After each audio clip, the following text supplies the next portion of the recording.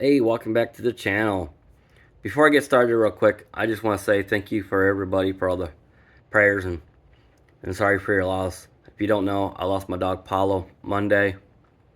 Um, so yeah, I'm doing okay now. So last week, me and my friend David, we was up here. He was down there doing some work on the layout down there, and I was down over here working on this section here, the double crossover, and it's also a reverse loop at the same time. And you're asking, what you talking about? All right, I love this big old map, you know. So we're staying right here. So as you come through here, come around this way, around this oval through here, back through here. I know I'm going too fast for you. So the red wire will be on this side, and the red wire's on this other side. So the polarity is different on the track. Now, if it was a double main line, I wouldn't have that issue. But since it's a single track and it comes back over on itself through here, so that's why it's I call it a reverse loop. So I went kind of old school on this. So I used 1/8 dowel pins on the layout. And you're asking why. So this way it shows you how much distance you got for the reverse the loop manually. Okay. So if you want to come from this track here, so right here's where my plastic insulators is. So it's right here. So as your train comes through, before you come through on this track here, you hit this auto reverser automatically. So now you cross over, no problem. And by the time you get down here, you know where you can see where it's at, and you can flick it back as quick as you can, and you don't have no problem. The train keep on going. And we used it a couple times already on the switching operations, and I tell you what, a lot of guys like this because the reason I put that in, because the diamond throws everything off. Yeah, I know we got some switches, but I'll talk about that in a minute. So I made these posts so it's easier to work on, or I mean figure everything out. I'll turn that back. So this button here turns on the turtle switches. It turns all four of them on. That's for the power. So I labeled this as track 1, track 2. You need to hit that to red. And I use I forget what I used to make them turn so slow. Oh, resistor. Boy, I can't think. So I use don't ask me what resistor because I have no idea. So it makes them slow because at 12 volts it really speeds them up quick, and you're only supposed to use about 9 volts. So that works great. So the reason I have an off and on switch, I have them all like this. I call it dummy proof. Why? Just in case somebody bumps the switches. And see, I can play with the switches all day long. Nothing comes on. That's my default. That way, if you see that on, you know the track power's on with the LED light.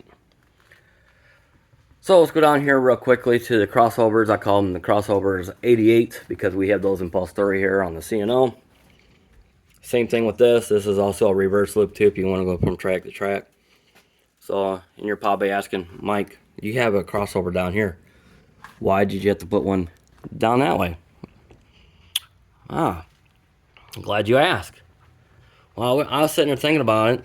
Okay, if you want to come off say like you come out of the yard and you got some trains, and you want to bypass everything, no problem. Come out of the yard, go over the double crossovers through track 1, go on to track 2, and here's the high line through here, across the diamond, up around this way, and then you're back over here. No problem. Then you're into then you cross over, and then you all of a sudden you're in. This is also the high line through here, sand patch. You come around this way around in here until Josh's yard. If you wanted to do that, that's how more switching opportunities is what we did. And then also I did the same thing down here. I use 1/8 dowel pins everywhere. So this way it shows the operator how far distance you got. So if you cross over from here, so that's your distance from here to where that post is. And by the time your train comes through here, you have enough time to do the same thing. And it's all right here too. It's all, you turn this on, LED light comes on, auto reverse. And same thing, I could play with these switches, and which is nice. No accidents that way. I got them all over the place, but it's awesome. I always wanted to do some crossovers like this, and I'm glad my buddy Andy was helping, or Andrew, I'm sorry, was helping me with this. And then my buddy Rich, he designed the layout we have, and he copied design and made it bigger for us. We all have a map and everything, so it works out great. Now this section here, why it's wide open, that's because there's a staircase there and stuff. Almost big enough for an elevator. Yeah, right. And I'll also show you the one I did down this way. I put another post here, and then I got another post here. So I don't have, because it's isolated here and it's isolated down there. And what's neat about this, we have a key lock, so if you need to get into it, you can operate the turtle switches and the reverse loop for these. Oh, I haven't done an update on this either. And also, Yellowstone looks so much better now.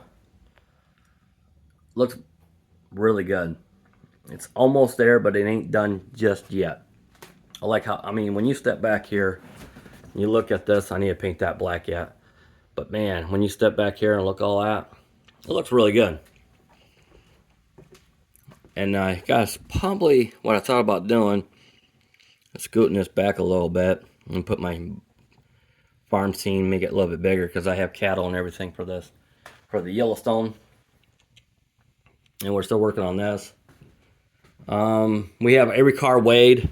Everything's weighed the same, except for the coal cars. Coal cars are different from everything else. Let's try and get them all weighed the same. It'd be a lot of BBs is what I've been putting in there. So what I thought about doing is getting rid of the weights that's in there and put all BBs, and put a flat piece container in the bottom of it so you don't see the BBs. Or maybe somebody's got an idea to keep the BBs in place. If somebody's got an idea on that, let me know. So I think that's all I got for right now. That's all I've been up to. And that's the only thing I can think of. Alright guys, I'll see you guys later. I appreciate it. Club's doing really well. Actually, we're all doing pretty well. Got the switching layout above done. Well, I shouldn't say done, somewhat completed. So we're still working on it. It's a work in progress, taking our time. And I'm also building my childhood layout. It's only 5x9, but it would have been 5x8.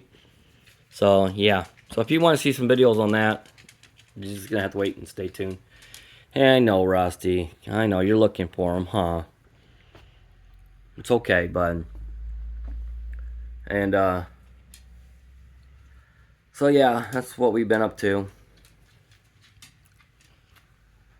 Hey, Rusty, you want to say bye to everybody? Hey, bud, come here. Can you say bye? I'll see you guys later. Hope you stay tuned for next time.